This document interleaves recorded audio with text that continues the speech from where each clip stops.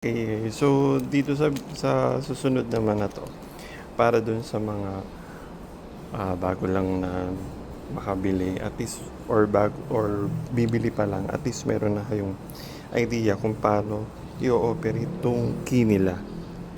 So, para mag-operate maintindihan niyo kung paano itong sa susian nila. O siyempre 'di ba, kunwari ayan nandito yung susi. Sabihin natin ayan, diyan na lang. So, paano ba ino-operate 'tong keyless nila? So, lagi niyong iisipin na pagka i-operate nyo to, pipindutin nyo itong key isang beses para mag-unlock siya.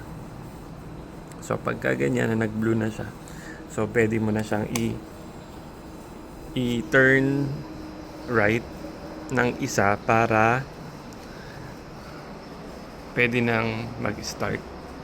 Para pwede ka nang mag-start ng makina. So, dito yon. Kapag ka naman ginawa mo, sinagad mo siya, magbubukas dito.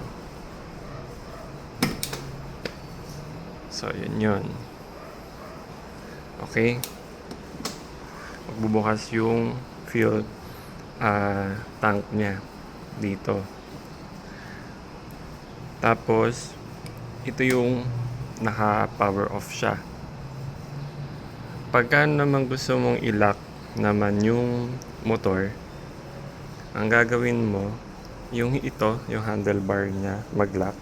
Siyempre, unang gagawin mo dyan, lagi mo siyang isasagad pakaliwa. Yan.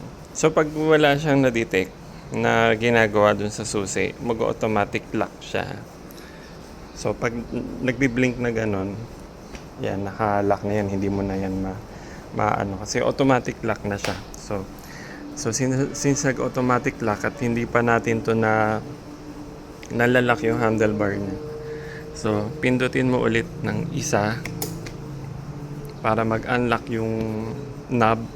Tapos, ipupush mo. Then, turn counterclockwise. So, nakalock na yung handlebar niya. Okay? So, paano mo siya i-unlock? Hindi mo siya igagano na. Masisira ang knob. So, always gagawin mo lagi.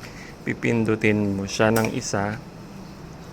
At syempre, laging nadidetect yung susi para mapindot mo siya. Then, pag napindot mo siya, hindi mo naman pwedeng idiretso yun. Kailangan ipupush mo talaga siya para balik mo siya sa off position. Off to ganun siya. Okay? O ngayon, paano naman yung mabuksan yung seat, yung box, yung upuan. So, gagawin natin, ayan, so, na-detect niya na wala tayong ginagawa, so, nag-automatic lock siya. Automatic lock. So, paano siya magsisit? Hindi mo siya pipindutin, i-counter clockwise mo ulit, pero ito kasi medyo matigas talaga to nung una. Lalo na pag unang kuha nyo. Matigas to. Pag binuksan to. So, ang gagawin nyo dyan. Okay. Nyo.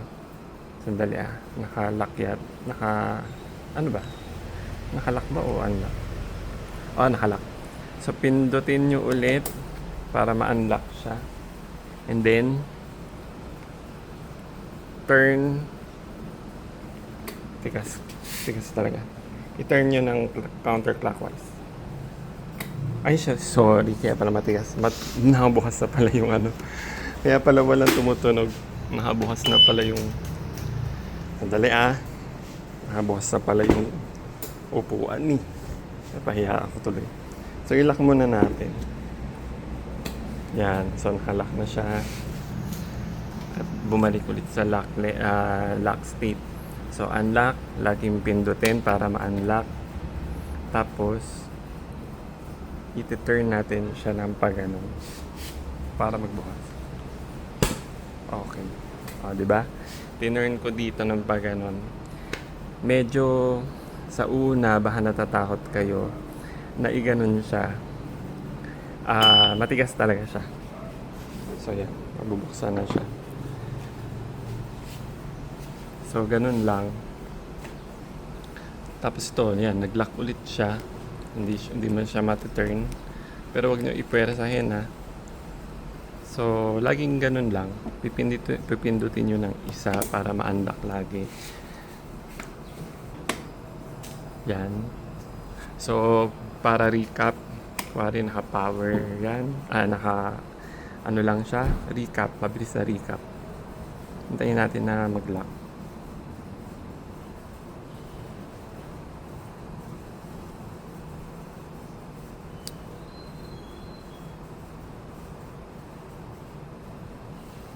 Ayan, so nag-lock na siya. Ayan. Hintayin natin mag-lock. So, na-lock na.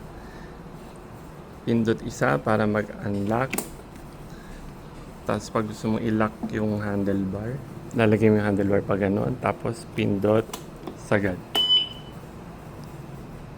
Tapos okay na yan. Tapos, automatic naglalak agad siya pag nilagay nyo dito. Pagka naman babalik nyo ulit dahil hindi nyo maaano yan, pindot ulit, tapos push, balik para magalaw mo siya. Tapos kapag ka yung sa seat, pindot, tapos ganon, sasagad. Ito yun pag ano. Then ito pagka magpa-power kayo na ng engine, lagay nyo yung isa, mag-open, tapos pwede nyo nang pindutin to. Kapag ka naman gusto nyo i-open yung fuel tank, eto, sagad nyo lang, bukas na siya. Okay?